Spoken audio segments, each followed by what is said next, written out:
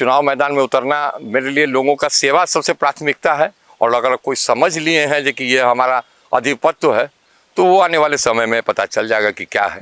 उन्हीं की वजह से बोचां के लोग बदनाम हुए हैं औराई में। नहीं तो औराई के लोग यह समझते थे कि बोचां का अगर कोई प्रतिनिधित्व जब स्वर्गीय चंद्रमाधव बाबू ऐसे कर सकते हैं तो और भी लोग आएंगे, तो उम्मीद और अपेक्षा वही थी कि उसी ढंग से काम होगा।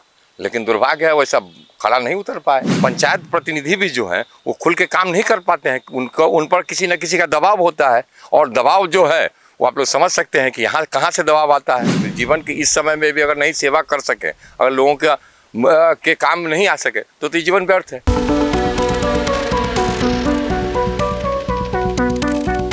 नमस्कार, आप देख रहे हैं फर्स्ट लुक बिहार। मैं रविंद्र कुमार। आज हम बोचहां की उस धरती पर हैं, उस परिवार के साथ हैं जिस परिवार ने बोचहां को क्या नहीं दिया।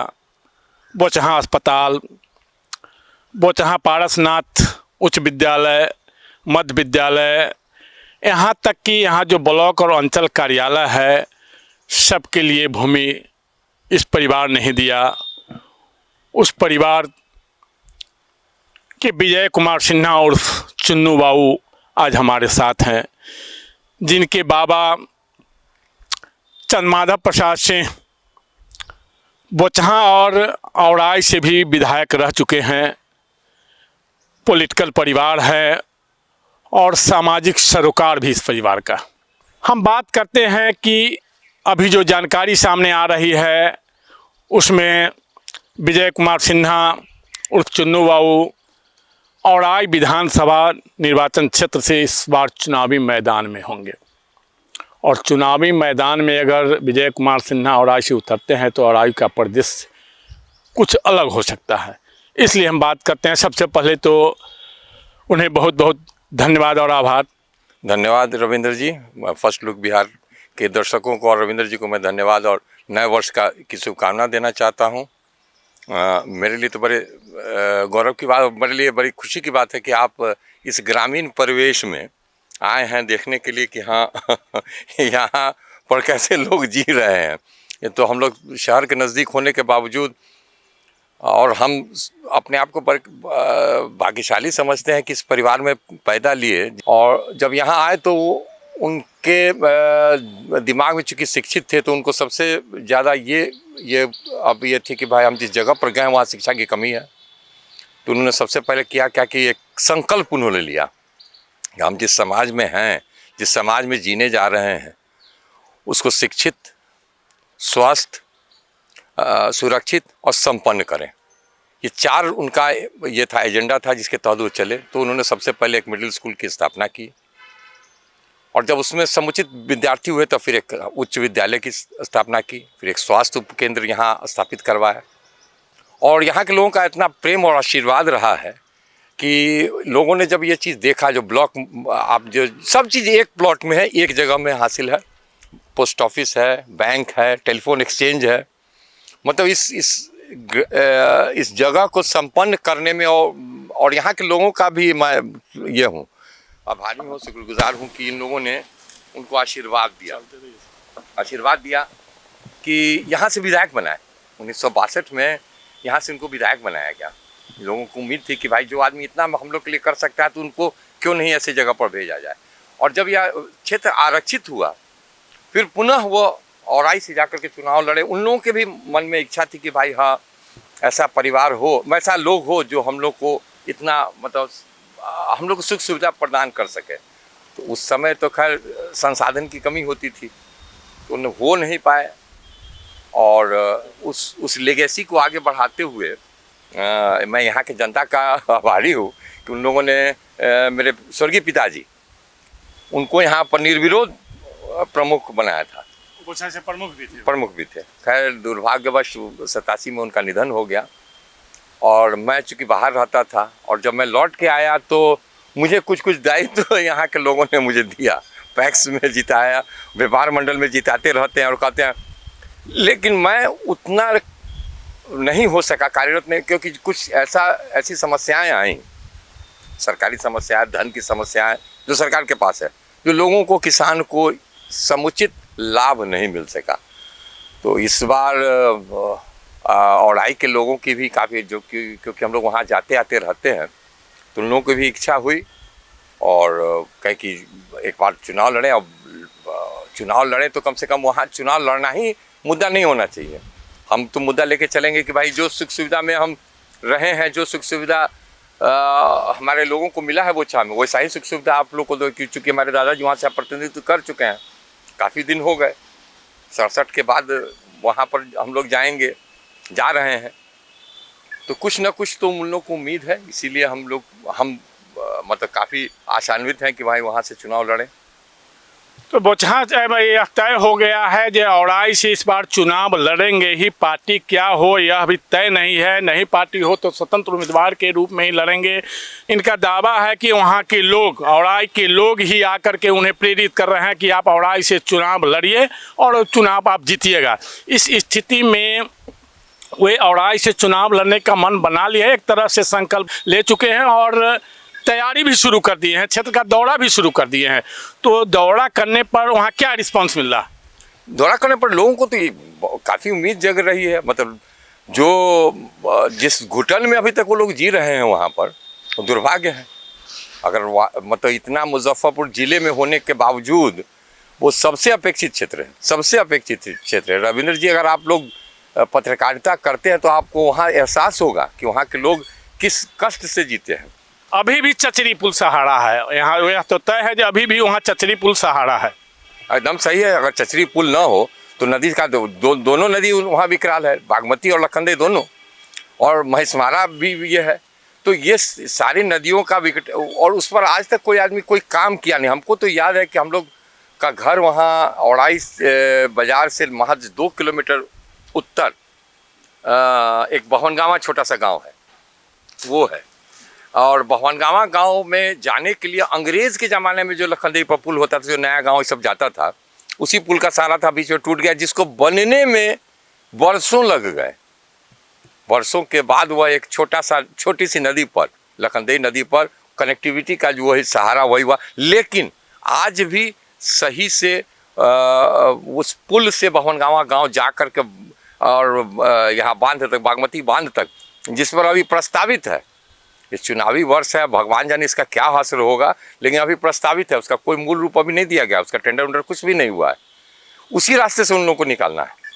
अब सोचा जाए कि आज़ादी इतने दिनों से हम लोग जो जिस गांव को हर चीज़ से वंचित रखे हैं, अभी तो इतने वर्षों के बाद अब जाकर वहाँ बिजली आई है, नहीं तो पहले वहाँ बिजली भी नहीं थी। लेकिन आप जब जाते हैं तो वैसे तो उस क्षेत्र से आप पूर्ण अवगत हैं। पहले भी बताया जाता है कि आपके परिवार द्वारा जो वहाँ जो ब्लॉक का विस्तार हुआ उसमें भी योगदान है, उसमें भी भूमि आप लोग को उपलब्ध कराए हैं। तो आप जाते हैं वहाँ तो लोग क्या बता रहे हैं, जो मूल समस्या उनकी क्या है?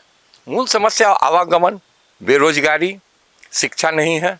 शिक्षक जो भवन है वो सब कागज़ पर चलते हैं। अब जाके शिक्षकों की बहाली हुई तो भवन नहीं है।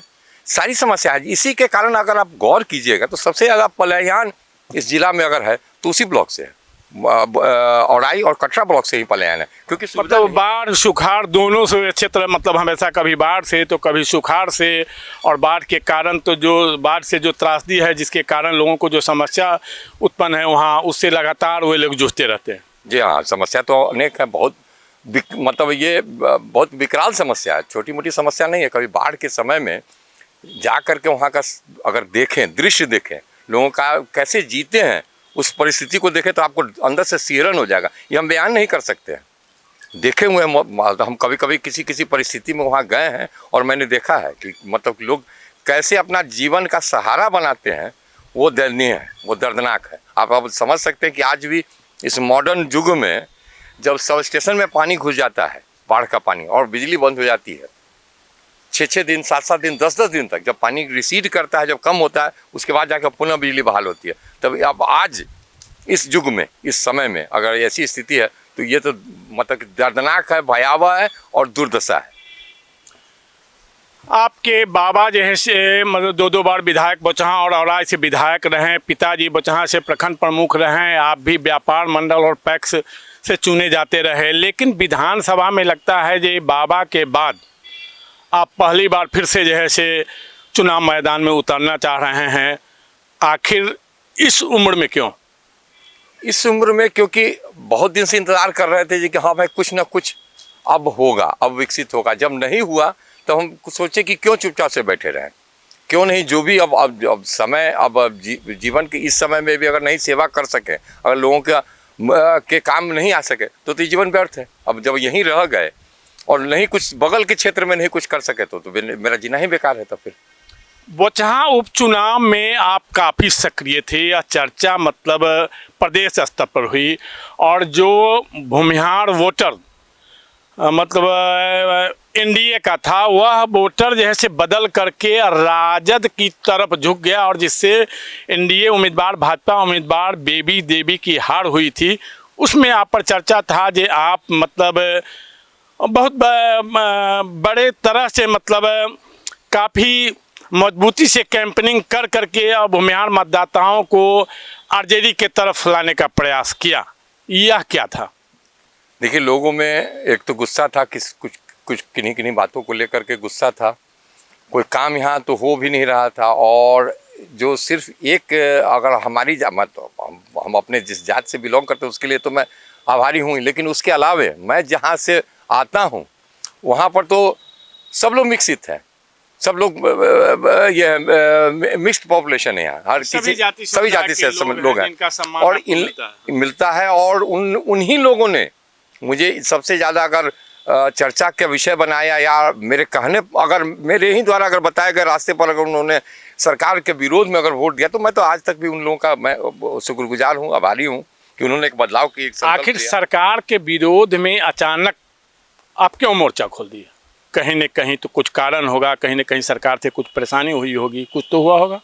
सरकार से कोई परेशानी क्या होगी? सरकार एकदम अभी सोए हुए मुद्रा में है। अगर किसी के साथ अन्याय हो रहा है, किसी के साथ अत्याचार हो रहा है, अगर आपके सम्मानित कोई प्रतिनिधि कर रहे हैं तो उस पर आपका अंकुश होना चाहिए। प्रशासन जो आपके जो सरकार के प्रतिनिधि हैं वही किसी के सम्मान पर ठेस पहुंचाते हैं, उस पर कंप्लेन करने पर कोई अंकुश नहीं लगाया जाता है, कहना यही है आपका? जी जी, यही बात है, यही है। सब लोग इस चीज़ से यहाँ की जनता इस चीज़ से अवगत है।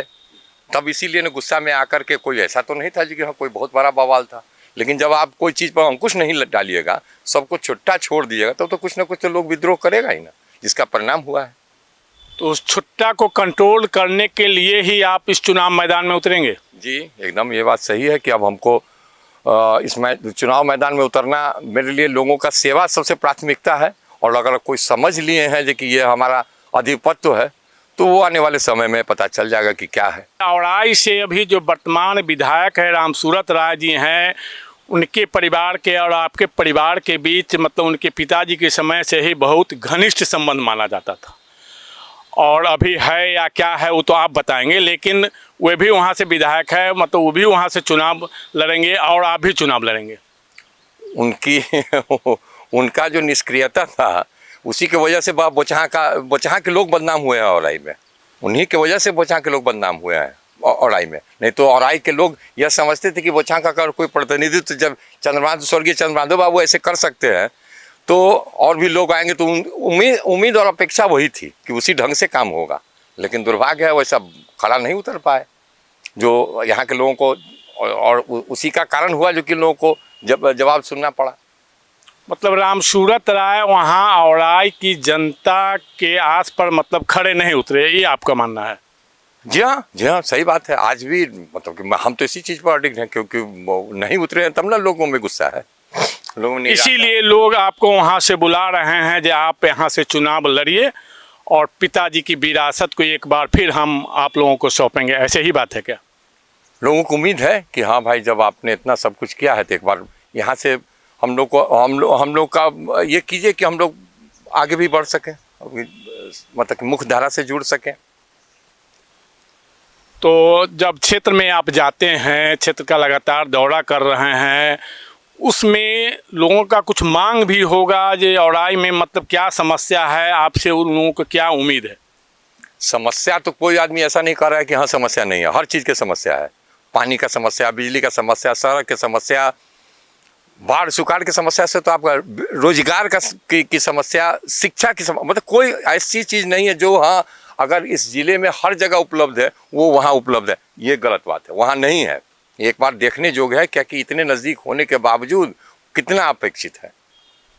वहाँ के जनप्रतिनिधि के बारे में लोगों की क्या सोच है, वह आपसे क्या साझा करते हैं?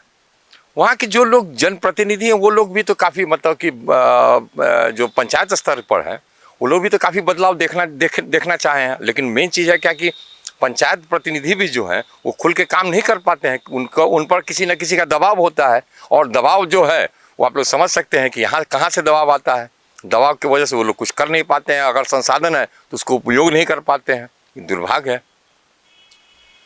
तो आपने सुना कि जैसे बोचहां स्टेट के मालिक विजय कुमार सिन्हा और चुन्नू बाबू इस बार औड़ाई विधानसभा चुनाव में चुनावी जंग में होंगे, वहां से चुनाव लड़ेंगे और जिसके लिए वे औड़ाई क्षेत्र का दौरा भी शुरू कर दिए हैं, लगातार जनसंपर्क शुरू कर दिए हैं और वे चुनाव लड़ेंगे ही। तो आगे आप देखते रहिए फर्स्ट लुक बिहार और बने रहिए हमारे साथ। यदि आप हमारे फेसबुक पेज को फॉलो नहीं किए हैं तो फॉलो करें, यूट्यूब चैनल को सब्सक्राइब नहीं किए हैं तो सब्सक्राइब करें और देखते रहिए।